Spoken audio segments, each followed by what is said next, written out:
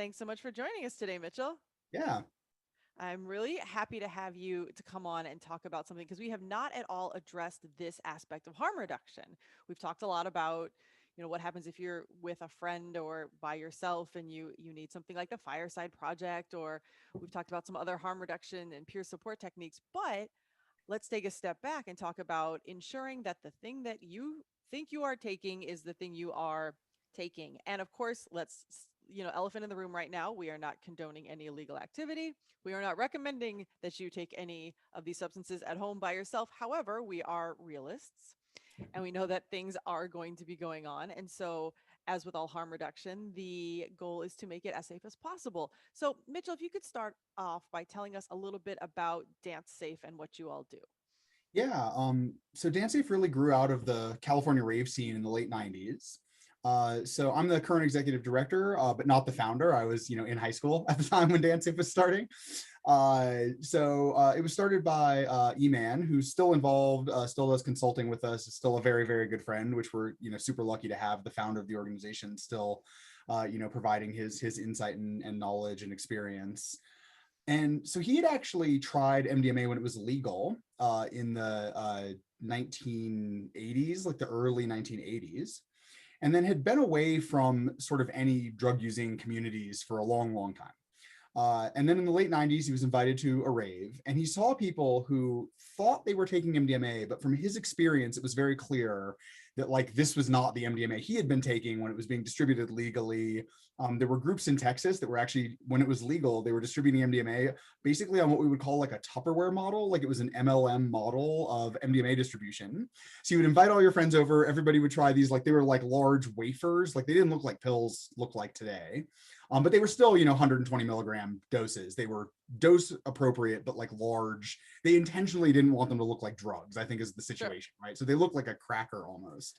There's still pictures online. If you search MDMA wafers, you can still find pictures of these old, legally produced wafers. So everybody would try it. You would then take their orders and take their money, send it back to the people that you had gotten it from. And it was like an MLM model of distribution. Wow. And so he saw these people taking these substances that they were calling ecstasy, they were calling it MDMA, but it was very clear to him, like, this is not what I was taking, right? This is not the same drug. So he started doing some research and he found that the problem of MDMA misrepresentation was pretty well known among law enforcement and governments in Europe, right? It was pretty well known among these people that a lot of what was being sold as ecstasy was not actually MDMA. And that governments in Europe were offering on-site reagent drug checking, where you could bring your drugs to a booth that was set up by the government. They would test your ecstasy for you to see if it was actually MDMA or not. And the more he looked into it, the more he realized this was technology that, with a little bit of skill building and a little bit of consulting and talking to people, that he could bring this technology in a sort of underground way to these events, that he could make the reagents. They were only available to law enforcement, so he had to make them himself. So he had to get some chemistry knowledge that he didn't have. The early pictures of him making them make me twitch a little bit because it was not being done the way that we would do it now, the way that it should be done in a proper lab. You are dealing with strong acids. These are powerful tools for breaking down drugs at the molecular level to figure out what they are. So he started bringing them to these events. Part of his plan was to follow the model of the needle exchanges, right? So the way that needle exchanges became legal is that they would give out needles, they would get arrested for distributing drug paraphernalia, they would go in front of a jury, juries would refuse to convict them, and they would go back to doing it. And eventually the district attorneys got so sick of this process that it was a lot of the DAs who started saying, like, we need to legalize needle exchanges because they're not legal, but like, we can't do anything with this, right? Like, it's impossible. So his plan was go out, get arrested doing drug checking, get in front of a jury, explain drug checking to the jury. They would refuse to convict him and he could start this process over. Interestingly, it seems that law enforcement learned from their experiences with needle exchanges. In 22 years of offering our services, no volunteer, no patron, no Dance Safe employee has ever been arrested, right? So they flat refuse to arrest us. They will not put us in front of a jury. They don't want to do that. Which, particularly now that the fentanyl crisis has been happening, I think is actually a very smart move on the part of the district attorneys. DAs are elected positions, and going into an election, having tried to arrest people trying to end fentanyl deaths is like not a Right. winning proposition at this point in Political time. Like it's not suicide. something you could win an election having Yes. done. But even 20 years ago, they learned from the needle exchange thing that if somebody is doing something that we think a jury is flat gonna like refuse to convict them, like even if it's illegal, ignore them. Like don't mess with them, ignore them. Like it's not worth doing. And we actually, in some areas, actually have developed really good working relationships with law enforcement. So law enforcement by and large understands harm reduction. And so that's how it really started, was as a drug checking organization. His attempt, he was going to try to like, get this in front of a jury. It was not an attempt to really start a nonprofit. It was not an attempt to, do this as like a broad spread service, but it grew really, really rapidly. In thanks part to Tony Hsieh, who we just tragically lost. He was the founder of Zappos. He was an early Dance funder.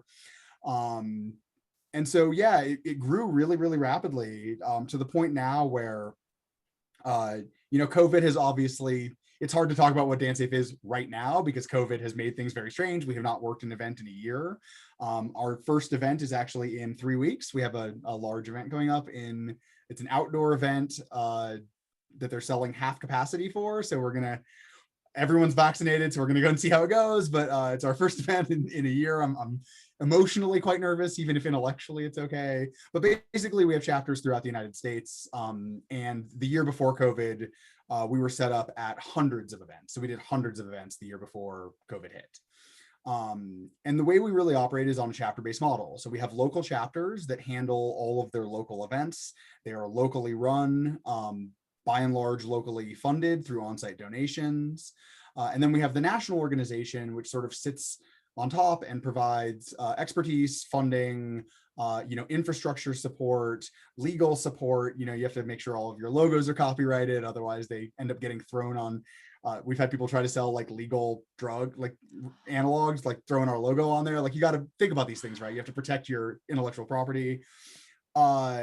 And also we provide direct services at large national events. So even if a local chapter exists, if there's an event that's going to be, 30 or 40 or 50,000 people, some of our local chapters can handle events that size. And so we'll just send them supplies they need. A lot of our chapters, even if they could handle an event that size, don't really have the desire to. It's a lot of work, setting up an event with 25 volunteers for 50,000 people over 5 days. It's a lot of work. And so National sort of handles those large events. And then we also develop new drug checking technology. So we're constantly researching reagents. We're actually researching a new ketamine reagent right now and a new cocaine reagent right now. And we didn't develop the at-home fentanyl test strips, but we did fund the study that proved they worked. So the fentanyl test strips were actually developed. We can talk about the sort of nitty gritty of testing, but the fentanyl test strips were developed as urine test strips. They were testing fentanyl in urine, and they were being sold to probation officers and law enforcement. And we had heard that people were using these fentanyl test strips to test their heroin at home to see if their heroin had fentanyl in it. And I was so sure that this wouldn't be true that I agreed to fund the study to prove that, so that we could prove that it wasn't true, because I was worried that people were like, oh, it's negative, there's no fentanyl here. And my understanding of immunoassay strips was such that I was like, this is hot nonsense. Like, it's testing metabolites in your urine. There's no way it's detecting actual fentanyl like cut into heroin. Like, no way, no way, no way. The lovely thing about science is that often when you go in to prove one thing, you prove the other, right? Like, that's how science often progresses, is people are like, this is going to work. And it works so badly that they learn something new about the thing. This was the opposite. I was like, there's no way it's going to work. And the fentanyl test strips actually work very, very well. They actually detect fentanyl at far below a psychoactive dose.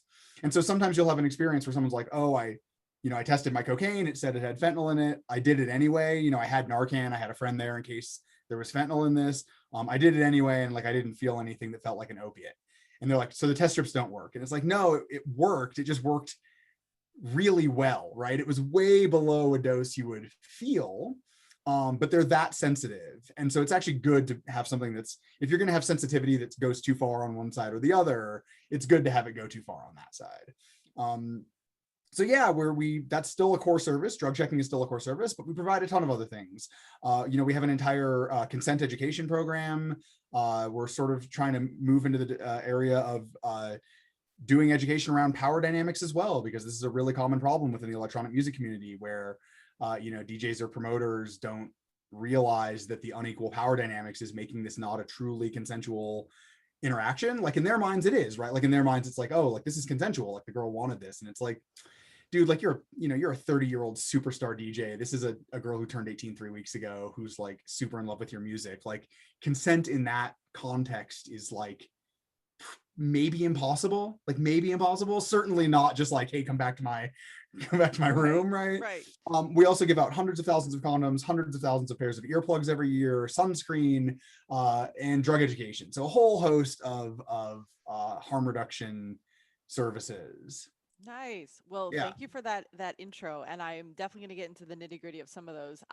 By the way, if anybody isn't following, and we're going to say this 50 times, but if you're not following Dance Safe on Instagram, there you have got some like hardcore great information on there in all of Yeah, these and that is topics. Rachel and Sloan by and large, Kristen a little bit. Like I don't even know if I have the login for our Instagram, to be honest with you. We have got some interns and contractors who have just been absolutely killing it on Instagram. Yeah. Yeah, that content has all been produced by people that really understand it. I turn 40 tomorrow or this weekend. I'm on Facebook and occasionally get reminded of how old that makes me. The fact that I like have a Facebook. But yeah, Rachel, Sloan, and Kristen have just been absolutely killing it with Instagram, and also our Facebook content. Also, like stuff goes up all the time that I'm a big fan of Tim Ferriss and the 4-hour workweek model, where like you find somebody who can do their job really well, Yeah. and you like let them do it really well. You don't get in the way. So I'll see stuff on Facebook all the time that the first time I see it is like when it's live on our Facebook and comes across my feed, that I'm just blown away by. Like it's such good content. So yeah.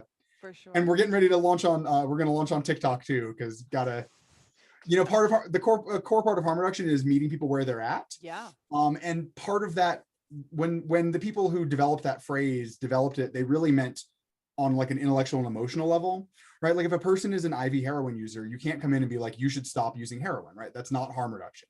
You have to meet them where they're at mentally and provide the services that they need to use their drugs the way they want as safely as possible. But it also literally means meeting them where they're at, right? And so we're trying to hit really, I started taking MDMA at 14.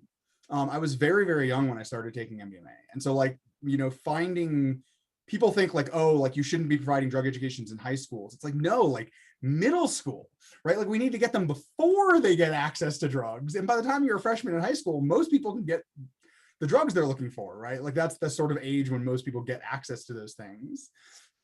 And so, yeah, I gotta always be chasing the whatever social media is popular with 14-year-olds is where you really want to be, pushing out harm reduction information, because it really is needed. And that's just sort of the reality, and pretending that's not the reality, to me is very much akin to, saying, oh, just don't give them condoms. Right. Right. Like if we just don't have condoms in high school kids won't have condoms or won't have sex. And it's like, well, yeah, this is why 1/3 of my senior graduating class was pregnant at graduation, like a third, a full third.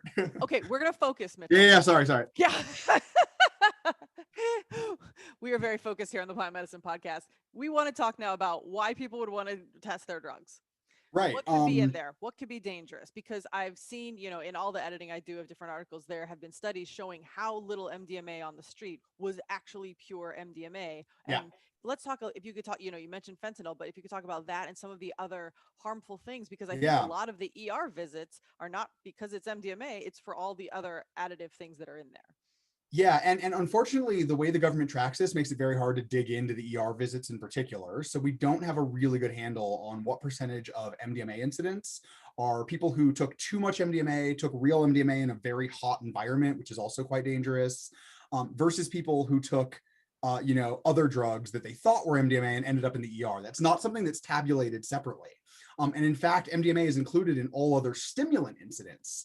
So like if somebody smokes too much freebase cocaine and ends up in the hospital, that is in the same column in federal data as somebody who took MDMA and like it was too hot. So it's very hard to know what's going on, but we do know some things. One of the things we know is that the speed at which new drugs are entering market is accelerating. So new drugs are entering markets faster and faster and faster and faster as technologies for drug development in the legal pharmaceutical side are more and more being repurposed to unregulated market drug production. So computational biology, genetically engineered E. coli for producing precursors or drugs, like all of these things are being developed for drug development. And I mean that by like medical drug development. But the thing about a patent is that it legally protects you. The other thing about a patent is that it puts all the information on the internet for anyone who wants to get it, right? So a person can't take your patent and enter the drug development market, but if they want to take that technology to develop MDMA, they can. So yeah, so we're seeing a lot of substituted cathinones being sold as MDMA. So things like N-ethylpentalone, ethylone, butylone. These are the drugs that are often called bath salts by the US media. So those are often sold as MDMA. We are also seeing the ketamine market right now is just flooded with a million different random dissociatives, mostly PCP analogs, so things like 3-methoxy-PCP. There's also DSK and MXE. Both of those are related to ketamine. They come and go. Sometimes they're really prevalent. Sometimes people are looking for them and they can't find them. So those are drugs that are popular in their own right, but are also often cheaper than ketamine. And so they sort of feel vaguely ketamine-ish. And so they get sold as ketamine. We also had a few years there where there was a lot of 2,5-I-N-bomb being sold as LSD. We had a stretch of time where we were having a death about every 2 weeks from 2,5-I-N-bomb that was being sold as acid. And, you know, LSD is a drug that has no known fatal dose. And so for there to be a drug that's killing a few people a month, that's being sold as a drug that's literally never killed anyone, including people who've accidentally snorted thousands of doses when they, you know, thought it was something other than crystal LSD, was really horrible. That seems to have faded out. There were a few high-profile trials where people sold it as LSD, somebody died, and they were arrested for drug-induced homicide. And so, like, when people saw that happening, I think people realized, like, whoa, like, this is getting really real. And so people seem to have stopped selling that one. But markets change so quickly, it's hard to know. And fentanyl is also one of the, at this point, probably most dangerous things that you're finding? Yeah, so fentanyl and fentanyl analogs, there are things that are by weight more potent than fentanyl that are showing up. So carfentanil is showing up as well, which is quite a bit more potent. Carfentanil is so potent that we are seeing it laid on blotter as a way people are distributing it, right? It's a microgram active opioid, and there's not a lot of good ways to sell something that's active at less than a milligram. It's not being sold as acid. It's like sometimes even really clearly labeled. Like we've seen blotters with like skulls. Like they're making it very clear, like this is an opioid on blotter. My concern is if somebody drops a 10 strip of blotter that was carfentanil and somebody else finds that 10 strip, like if you find a 10 strip of what looks like acid, most people would assume it's LSD, right? Like the vast majority of people would assume it's LSD. And like, that's not always the case now. And we have had cases of fentanyl ending up in what was sold as MDMA. It's rare. It's not as common as fentanyl adulterated cocaine, which is very common. We see a lot of deaths throughout the United States of people who bought it. It is cocaine. It does have cocaine, but it also has fentanyl adulteration in it. You know, fentanyl for a non-opioid user, a milligram might be enough to kill you. 1 milligram. If you're alone, if there's nobody there to call 911, that might be enough to impact a non-opioid user's breathing. So we are talking about 1/1000th of a gram back. Right. And so it's very easy if somebody is selling, say, heroin and also sells cocaine, and they like just don't wipe their scale down, right? Or their scoops or the baggies or like a milligram, like you can barely see it. I mean, it's such a tiny amount of powder that it's just easy for cross-contamination to happen. And so, yeah, so actually I sort of randomly have, so these are the fentanyl test strips. I don't have a reagent test sitting on my desk right now, but yeah, these are the fentanyl test strips. You know, they cost a little over $1 a piece. You can test, you know, probably 14 grams of cocaine at a time would be pretty easy. You just have to dissolve all of your drugs in water, test the water, and then dry it out is the really ideal way to do this so that you're, in case there's 1 milligram of fentanyl, right? You really want to test the whole thing. And then you dry it out. And then you know that those 14 grams of cocaine did not have a detectable, you know, opioid analog in there. So yeah, it's easy. It's easy to do this. And yeah, it's we don't know because of how the government tracks data, but I think fentanyl is now the leading cause of opioid deaths in the United States. I'm very comfortable saying that. Yeah. And so, you know, this is a drug that has entered black markets almost entirely because of prohibition. You know, it's not, most users, most opioid users do not find fentanyl as enjoyable as heroin. They find it less euphoric. Not all, but most. There are people who prefer fentanyl, and so that's fine. But The reason it became so prevalent is that it's more doses per smuggled pound. And like, that's it. Like when you're trying to get across an international border with your drugs, like that's sort of the main consideration, right? Is like dollar per smuggled shoebox. And so that's it. Like it's because drugs are illegal. It's because people don't have access to these things through regulated marketplaces. And now it's showing up in, MDMA, it's showing up in cocaine, it's showing up on blotter, all because we just continue this like utterly failed policy of drug prohibition. Yeah, absolutely. Okay. So we had talked initially about how Dance Safe sets up at festivals, but you can also order these Dance Safe kits for your own home, You correct? can. Yeah, so you can buy the kits at home. I want to disclaimer this with saying that there are roughly 30 something states where testing kits are technically drug paraphernalia. So we've been going state by state and trying to change those laws. We have an intern right now that we just signed on for another year to continue this project. Nobody has ever been arrested for just having a test kit. That's never happened. If they find a test kit as part of a larger drug investigation, they will include a paraphernalia charge for that test kit as a means of coercing plea deals, right? So they find your drugs, a test kit, a scale, and baggies, and they will throw on the 3 paraphernalia charge for the scale, the baggies, and the test kit. That happens. We know that happens. It's an unfortunate reality of how prosecutors get plea deals. In terms of simply ordering a test kit, we get asked all the time. People are like, oh, I looked at my state laws. It's very clear these are paraphernalia. This is another case of like district attorneys reading the room, right? Like I think they recognize that arresting people for simply possessing test kits, a jury is going to have a very difficult time accepting that.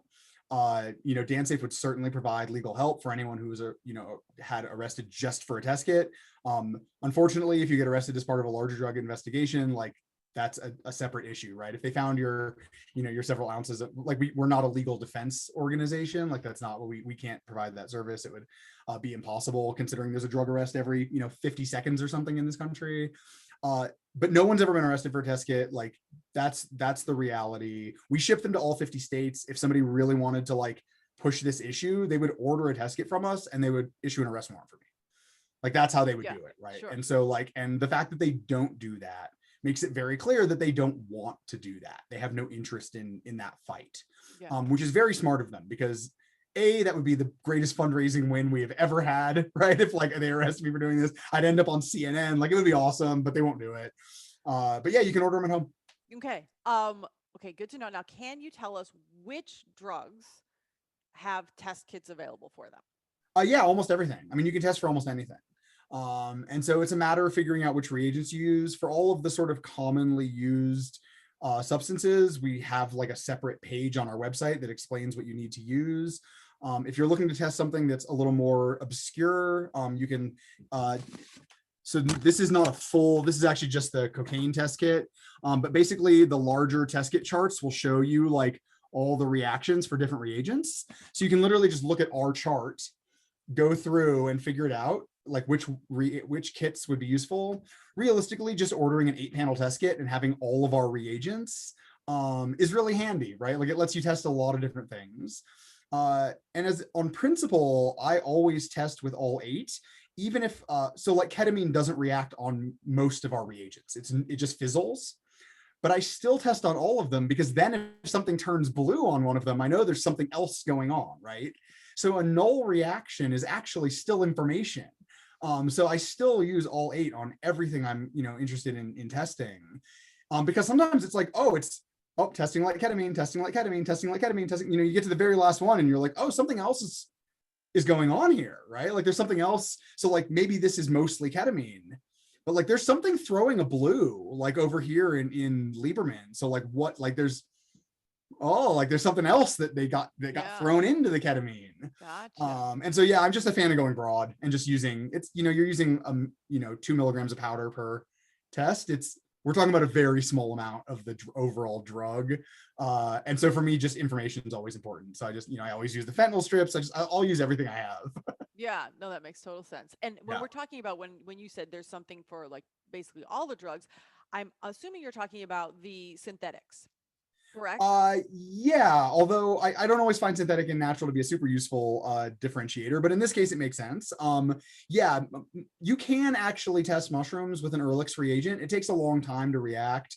it's not always going to react. There's not always enough psilocybin in the, mushrooms are like proportionally, they're mostly like creatine, right? Like they're mostly like mycelial mat, not psilocybin. Like there's a lot more mushroom than there is active ingredient just by volume. If you think about, 3.5 grams of psilocybin is like, or of mushrooms, I'm trying to figure out how much psilocybin would be in there, but it's a few milligrams. It's a small amount, right? So mushrooms are difficult to test. The good thing about mushrooms is that like visually, most psilocybin mushrooms are pretty distinct. I've also found that drying mushrooms to like really like cracker dry, grinding them into powder, and then testing the finest, I run it through like a metal sieve, for like making tea, and testing that finest powder seems to work pretty well. I think you just end up with less of the sort of psilocybin that's caught in the junk of the mushroom, not the junk, the beautiful, wonderful mycelia, but in the matter of the mushroom. That seems to work pretty well. For mushrooms, it's better to just identify the mushroom, particularly if it's fresh. People who are like, oh, I want to go pick mushrooms and then test them and see if they have psilocybin. It's like learn to identify mushrooms is a better use of your time. Get Stamets, psilocybin mushrooms of the world, right? Like it teaches you how to identify psilocybin mushrooms, like learn how to do that. And so, yeah, that's a better use of your time. Stamets has a phrase that I think he stole, there's old mycologists and bold mycologists, but there's no old, bold mycologists, right? So like learning to identify your mushrooms is really important. There's a lot of dangerous mushrooms out in nature. And so, yeah, don't rely on things like, oh, it turned blue. Like don't do that. So what you're saying is that your test kits would test whether or not there was psilocybin in it? Yes. It's any indole is going to react on the Ehrlich's reagent. So the same reagent would turn, it's this beautiful bluish purple, and it would turn that color for anything that has an indole ring. So LSD, DMT, psilocybin, 5-methoxy-DMT, 1-propanol LSD, like anything that has that structure of the indole ring, it'll react the same. And so it's a very useful for determining if there is an indole, not for differentiating indoles. So like there's an analog of LSD called LSZ that's available on the dark web. It reacts the same. Thankfully, it has a similar safety profile to LSD and is also more expensive, right? So nobody's buying a sheet of LSD at $1,100 to sell as LSD at $400 a sheet. Like that, that's not happening. So Gotcha. Because what I was curious about is whether, because I literally just ran into when I went scuba diving and I told the people in my group what I was, what I do. And this mother says her son had been hospitalized for psilocybin use 3 times. And she had claimed that it had been adulterated. Now, that was an interesting claim that I had not heard before, but I can't imagine that it's impossible. So I was wondering if you've had that. Is that your doggy? Yeah, sorry, my dog's going a little nuts. I have an Indian street dog we shipped home from Delhi. She doesn't like a lot of things, actually. Hold on one second. Let's actually deal with this. Can you get her away from the door? Go. Sorry, literally an Indian street dog. We got her in a park in Delhi. Okay, so since we have to cut that out, I'm just going to restart the question. Thank you. Perfect.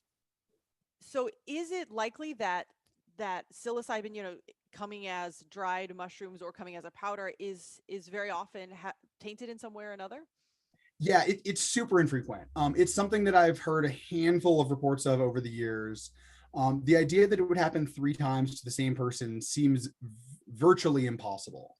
We do see things sometimes that are being sold as mushrooms that are not actually mushrooms. So like there's a chemical called 4-ASO-DMT. It's a semi-synthetic research chemical available on the dark web that from metabolic pathways, it looks like it's probably a prodrug of psilocybin. So when you take it, your body is converting it into psilocybin. So like we have seen people sell capsules of this as like mushrooms. Often what happens is people call it synthetic mushrooms, like they'll explicitly call it that. And to me, that's like almost accurate enough that like it doesn't bother me. Like if it's a prodrug of psilocybin and you're calling it synthetic mushrooms, like, oh, you should still just call it the drug name so people can Google it. But like that's so close that it almost doesn't feel like misrepresentation. there are people who just don't react well to psychedelics, right? Particularly people who have a pre-existing, family history of certain types of mental illness. So bipolar disorder is one of them. People who have close family members who've been diagnosed as schizophrenic, even though that seems to be a cluster of diseases, not one disease. People who are in that, who have family relations to those types of mental illness often have very negative reactions to psychedelics, including what looks like drug-induced psychosis. Like they'll have weeks and weeks and weeks of like not being rational and not fully being there, way after the drug's metabolized. If somebody tried mushrooms 3 times and ended up in the hospital 3 times, I would strongly suspect that's probably a pre-existing psychiatric condition, not the drugs. Particularly if it was one person, right? If it was the drugs, you'd see a cluster of those incidents. Right. I guess let's not focus on this one person. Just Yeah. how often is psilocybin tainted almost at all? almost never. Okay.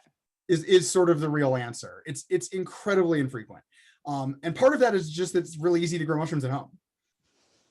Right. Like it's just technically, it's very illegal, but it's technically very easy. Right. And so I think that there's just a lot of real psilocybin mushrooms available nationally. And so there's less need, less market forces for doing this compared to like LSD manufacturing, which is, there's one person who's been arrested for LSD manufacturing who wasn't like a professional chemist, right? Like there's only been one person ever that I'm aware of who's been arrested for manufacturing LSD who was self-taught. And that's Casey Hardison, who was arrested in the UK. They called him the drug wizard of London. Like he's the only person who I'm aware of who's been arrested for manufacturing LSD who was not like a PhD chemist. Whereas for growing mushrooms, like it's a learnable thing. Like anybody could learn, if you can bake a cake, like you can learn how to. But like, are there things that, for example, since everybody can be growing these mushrooms, are there things that people can be using when they're growing, like organophosphate pesticides or something like that can cause a problem? Yeah, potentially. I mean, I could see that happening. I'm not aware of any cases where it's happened. Okay. Most psilocybin is grown on rice and vermiculite.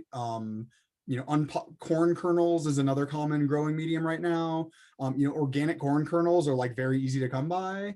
I'm not aware of any cases where that's happened. If you're the sort of person who eats a purely organic vegan diet, and you have the legal risk tolerance, producing them at home is probably always going to be your safest bet. Physiologically, not legally. Again, legally, they treat it as drug manufacturing. When they catch mushroom grows, they come in hazmat suits. Like they treat it like it's a meth lab they're raiding, even though it's literally corn, rice, and mycelium. So legally, it's very dangerous. But yeah, knowing where the things you're putting in your body came from is nice, right? Like it's nice to know those things. Yes. But again, I really want to stress that like all of these problems you're talking about are, again, just like these are problems created by prohibition. We could have fair trade organic cocaine in 25 days if we just ended the drug war, right? Like you don't actually need harsh chemicals to extract the coca alkaloids from the coca plant. The only reason they use them is they're faster. And the longer you have these giant vats of like cocaine sitting around, the more likely you are to go to jail. Like you could literally do organic cocaine very easily from a technological perspective. And certainly mushrooms, like, if it was legal, we could have Paul Stamets producing organic fair trade mushrooms in a day. So yeah, it's just an unfortunate reality of drug prohibition. Yeah, well, I appreciate that comment, and also all the work that you guys are doing because prohibition is a thing. So like, thank you for being out there Yeah. and helping people test their drugs so that they know what, like you said, know what they're putting in their body. And I know that I've seen this on Instagram, that you all cover a lot of other issues that we don't have time to go into. However, like as we're wrapping up, I would love for you, like you said, just give a little quick bullet point list of the other things that people can come learn from Dance Safe. Yeah, so if you see it as an event, definitely come up. One of the big things is that we now have an FTIR, which is a $60,000 very sophisticated drug checking machine that we're going to be bringing out to events. So if you really want to know like what's going on with your substances, we're going to have an on-site drug checking lab. We always have condoms. We almost always have lube. It's a lot harder to get lube donations than condom donations for whatever reason. earplugs, both disposable and reusable, the really nice reusable ones, sunscreen, water, electrolytes, and of course, more drug information than you would know what to do with sitting at a campground. So lots and lots of drug information available, and worth knowing. And that's if you go up to you at a festival. I'm just saying, if you go to your Instagram, you can learn about consent. Oh, You can yeah, learn about the yeah. power dynamics. You can learn about Yeah. sexual assault and Yep. all kinds of things that can go on in all of these Yeah, it's states. a sadly common dynamic within the music communities for women to have these, women and men, but mostly women, to have experiences with unwanted sexual encounters and consent violations. And so it's something that we take really seriously about addressing that within the scene and making the scene as safe as we can for everyone. And so yeah, a thing that we've put a lot of organizational effort into is the sort of consent and power dynamic stuff.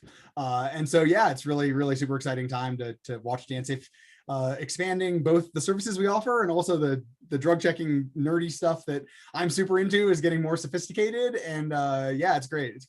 Nice. Well, I appreciate everything you shared. Can you tell people where they can find you? Yeah, we are on Facebook as we're DanceSafe everywhere, so that's where you should look for us. It's just DanceSafe. But we are on Facebook, Instagram, Twitter. I set up our TikTok account, but haven't done anything with it yet. So we'll be producing some drug education content on TikTok shortly. And yeah, also dancesafe.org if you're looking for the test kits. Awesome. Well, thank you, Mitchell. I really appreciate you spending time with us and giving us all this education today. Yeah, thanks for keeping me on track. Anytime. All right. Until next time.